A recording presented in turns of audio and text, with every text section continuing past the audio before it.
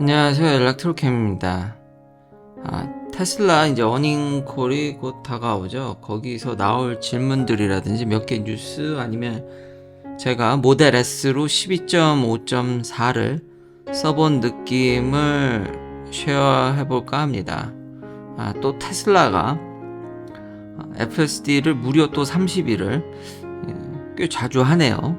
계속해서 이걸 시도하는데 소비자들이 이번에는 글쎄 제가 쓰는 것과 똑같은 버전을 받는다면 꽤 많이 넘어오지 않을까. 근데 이게 FSD를 파는 것뿐만 아니라 한번 이렇게 뿌릴 때마다 테슬라가 어마무시한 데이터라든지 시장에서 지금 안 그래도 NHTSA나 미국 정부가 계속해서 이 안전성에 대해서 계속해서 조사를 하는데 이걸 시장에 엄청나게 뿌렸을 때 어떤 일이 벌어질까에 대해서 살짝 어떤 베타 테스트도 겸하는 것 같습니다. 그러니까 옛날에는 단순히 FSD를 좀 많이 팔기 위한 홍보로만 비춰졌다 그러면 요즘은 이게 그렇게 단순하게 비춰지지는 않는 것 같더라고요.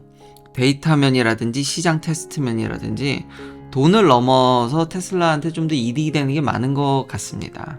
그리고 벌써 어닝콜에서 이제 어떤 질문을 할 건지, 그러니까 most share나 most board나 1, 2, 3등은 똑같아서 그 다음 거는 이제 board에 대해서는 다음 걸 갖고 왔는데 질문들이 이제는 뭐 배터리가 어떠냐, 확실히 질문에서 AI 냄새가 팍팍 납니다.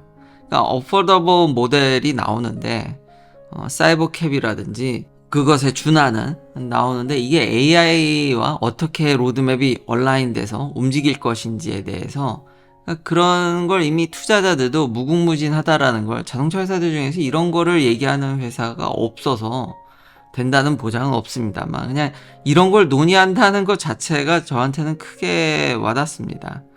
그 다음도 사실 비슷한 질문이죠. 25,000불 넌 로보택시든 그러니까 비슷한 걸 생각하는 것 같은데 이제 저렴한 모델은 언제 나오냐, 그것과 사실은 AI가 어떻게 연결되는지가 훨씬 더 중요하겠죠.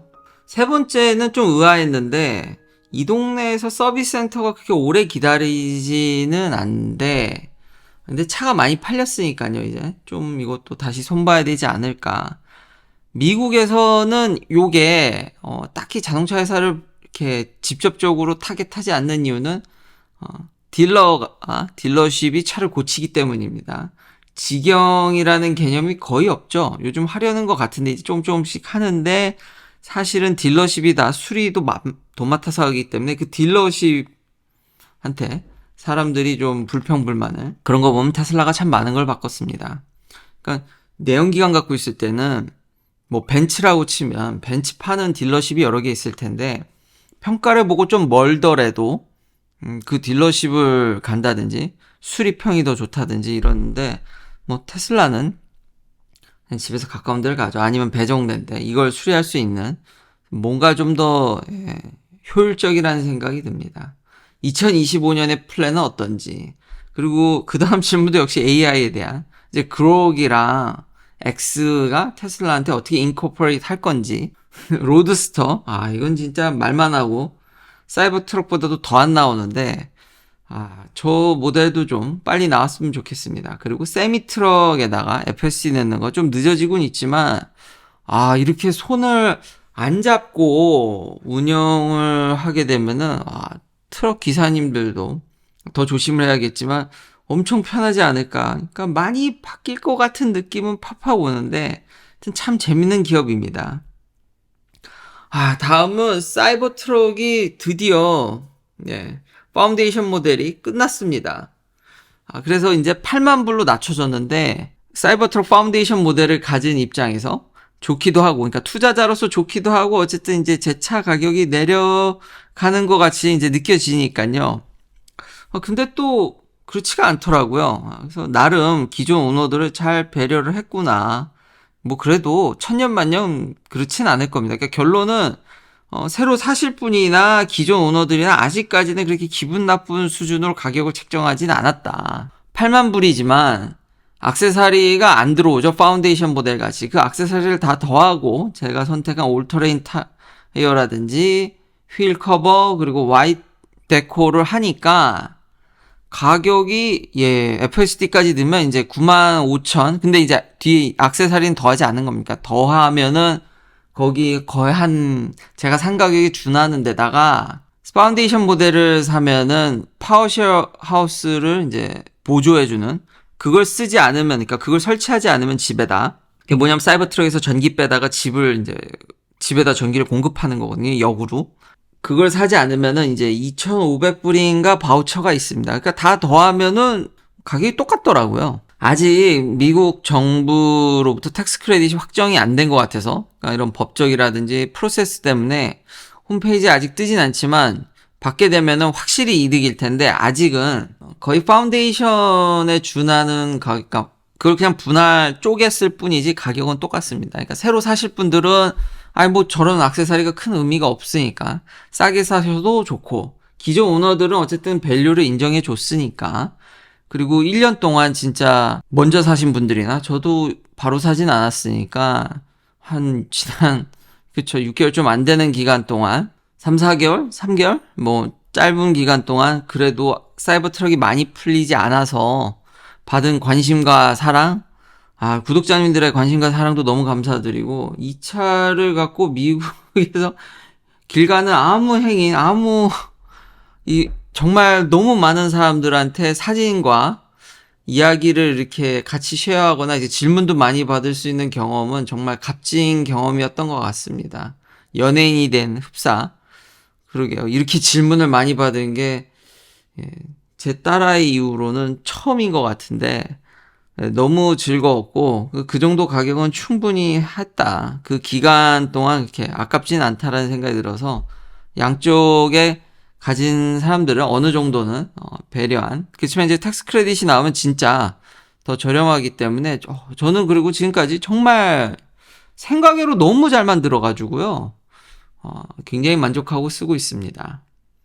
현재 사이버 텐트 가격도 제가 처음 봤을 때는, 그러니까 그 2,500불 바우처가 한 방에 트랜잭션이 되거든요. 원 트랜잭션에 다 써야 되기 때문에 그 바우처를 분할해서 쓸 수가 없어서 비싼 게 사이버 텐트밖에 없었는데, 사이버 텐트를 살려다 보니까 아웃 오브 오더더라고요. 벌써 이제 그 스탁이 없다고 봤는데, 어쨌든 가격도 내려가서 3,000불이 안 되는, 이것도 가격이 변동되나? 아니면은 빨리 생산되면은 추가 배터리를 장착해 볼까 합니다. 뭐 바우처를 쓰든, 구독자님들께서 제 리퍼럴 코드를 써주셔서 너무 감사드립니다. 아니면 뭐 페인트 필름, 그러니까 랩핑을 한다든지, 한 방에 다 써야 되거든요. 액세서리를 분할해서 쓸 수가 없기 때문에. 그래서 요런 것들을 좀 생각해 보고 있습니다.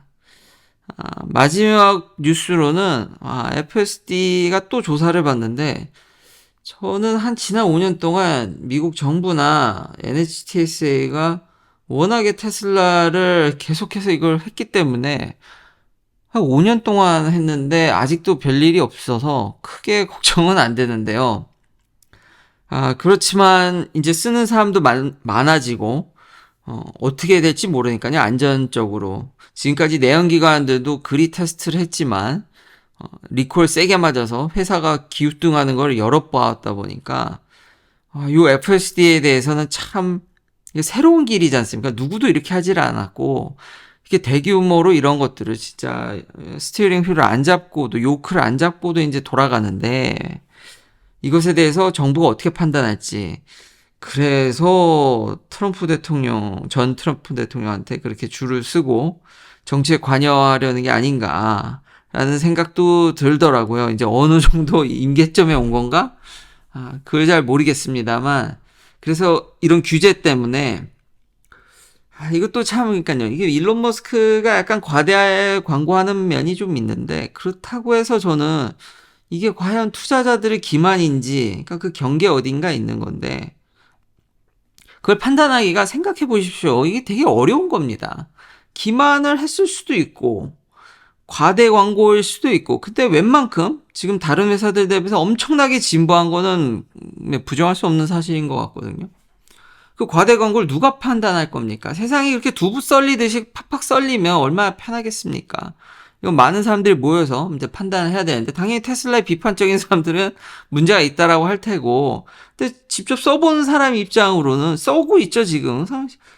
사고까지 났는데, 교통사고까지 당했는데도 그 편리성을 못 버려가지고 테슬라 또 사고, 쓰는 입장에서는 참 그게 애매합니다. 근데 이 정도면은 일론 머스크가 그 선을 참 경계를 잘 타는 것 같다. 거기다 이제 정치적으로도 영향력을 발휘하려기 때문에 이 규제에 대해서 어떻게 될지 저도 참 궁금합니다. 진짜 많은 이슈를 만들어내는 회사입니다. 진짜 재미난 회사입니다. 그래서 이렇게 팔로우 할 만한 것 같고요.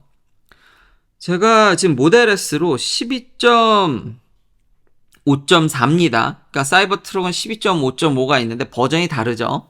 그러니까 어떤 버전을 갖냐에 따라서 이게 FSD 프리로 그러니까 트라이얼 하는 것도 12.5.3을 받으시게 되면은 스티어링 휠에 손을 얹어야 됩니다. 근데 그 윗 버전은 잡지 않아도 되는데, 지금 모델 S로 써보니까 좀 다릅니다.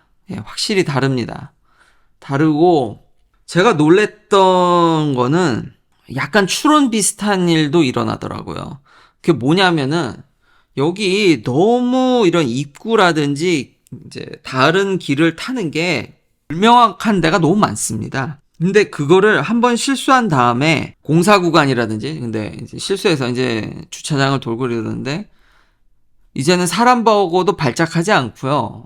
천천히 이렇게 크리핑하면서 사람같이, 그리고 여유롭게 양보도 하고, 앞에 차가 서져 있으면은 그 2중 3중으로 하는데, 진짜 어떤 때는 너무 놀랍게 사람보다도 더 잘 피해가고 더 회피해가고 그런 걸 너무 잘해서 놀랍기도 한데다가, 최근에는 얘가 추론도 하나? 그러니까 예전에 모델 X를 몰았을 때는 12.3이었죠. 12.4하기도 했고, 그때는 이제 한번 길을 잘못하면 그걸 다음번에 수정하는 게 아니라 무한 루프에 빠지거든요. 그래서 그렇게 계속 빙글빙글 돕니다. 안 나가고.